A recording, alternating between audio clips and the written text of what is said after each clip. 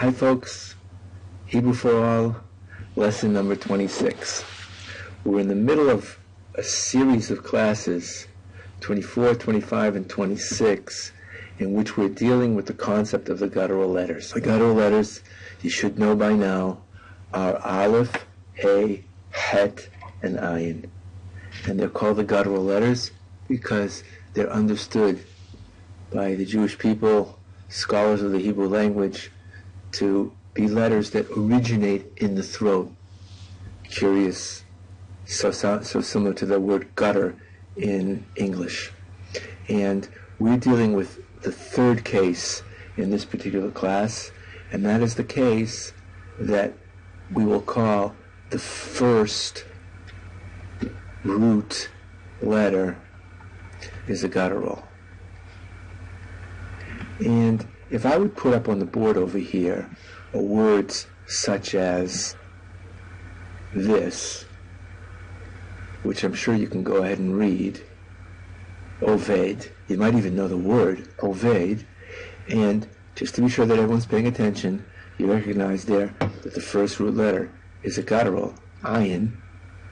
So you should say immediately, wow, this is a lishmor type verb. And simply just like shomer goes to lishmor, I can take Oved and go over to this. If I put in the vowels of lishmor, I will end up like, oops, that was a mistake. Let's cross that out and have this like this. I would have one dot on the lamed and two dots under the ayin, and then I'm dealing with this word li-vod. It's very, very hard, as you could hear me almost choking on it, to pronounce that ayin correctly, and hence we're going to scratch that entirely, and we're going to go to the infinitive that looks and sounds like this. La-a-vod. And that, folks, becomes the paradigm of the case where the first root letter is a guttural. Notice we're following that rule of the guttural letter really likes the ah sound, as in open your mouth and say ah, which is what's happening under the ayin, making it easier to pronounce it. And as we've seen in a prior class, the ah sound in the ayin is also affecting the letter prior to it, and we're ending up with a verb like la'avod. Now, I'm going to throw in a little bit of a curveball that's kind of fun to see. Let's say we go over to a verb like this. And I bet you recognize this verb too. This is oseh. And here also, we're dealing with the case of a first root letter being a guttural, that ayin. Except here, we're dealing with a verb where you all recognize, I'm sure, that the third root letter, guttural, the third root letter is also guttural. It's the hey. And those all fit, as a rule, into the leak note type pattern. So similarly, we could create a verb starting like li, like in the case up above this, but that's not the way it works. It works just like the template that we've already started to complete, and the verb becomes la, ah, sot. And that's a famous verb that I'm sure you all recognize, la, sot. Okay, next is, we've dealt with an ayin, let's deal with a hey. Well, we could take a popular word, ho-reg, and it will go to, and you should try and figure it out yourself before I write it down on the board. So you can pause the film for a second and try and figure it out, and I hope you got it correctly as la-ha-rog.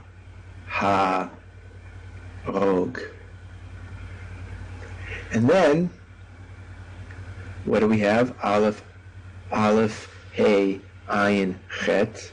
So we've given you an ayin, we've given you a hey. Let's do chet, really popular verb. I wonder if you can think about what this word means.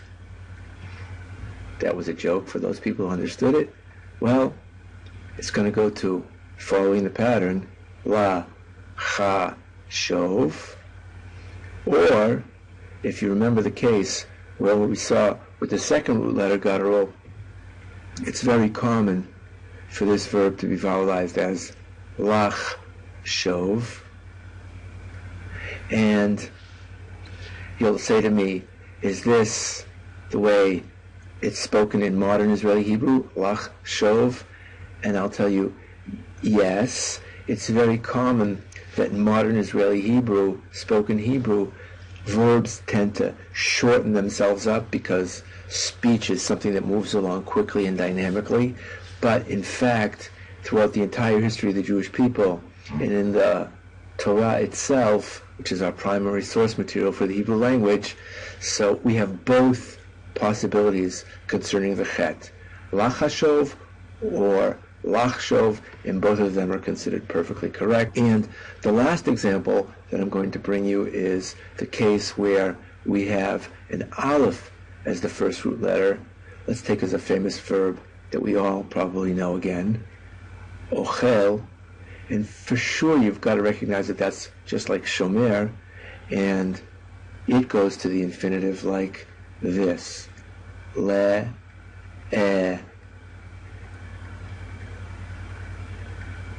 chol. Or I'll leave this one for you to do yourselves. If the verb would be osef, what would be the infinitive of that? Not a trick question, just follow the rules and you'll get it yourself. What's very interesting about this, and I'd like to share with you, it's a piece of the beauty of the Hebrew language in my opinion, is that in modern Israeli Hebrew, unfortunately, aleph and ayins are often not heard as being different letters. In fact, I've even heard people from America say to me that their teachers taught them that aleph and ayins were silent letters. Very, very far from the truth. They're both consonants and they both have to be heard. So, having said that, isn't it curious that even in a generation like our own, where alephs and ayins are oftentimes not clearly expressed accurately as they should be, we find nonetheless a built-in element of the language that at least if we hear the infinitive, we should know how to read it correctly. Or for example, even if we would see an infinitive like this, we would know immediately that this has to be la-a, whereas with an aleph, it's always le-e. So if you didn't make any distinction between alephs and ayins, a person could not know which way to go with the infinitive. However, once you've heard an infinitive pronounced correctly, le'echol, le'esof, la'alot, you know immediately that you're dealing either with an ayin or an aleph because of those two distinctly different infinitive forms based on which letter it is. So that's the case of our first letter, root letter, guttural. In our upcoming class, we're going to talk about how the guttural letter affects the past tense, something we haven't yet said, but it's quite appropriate for our curriculum that that's the next thing we should be working on. So I'll see you in the next class. This is lesson 26, Hebrew for All. Hope you enjoyed it as much as I did. Shalom, shalom.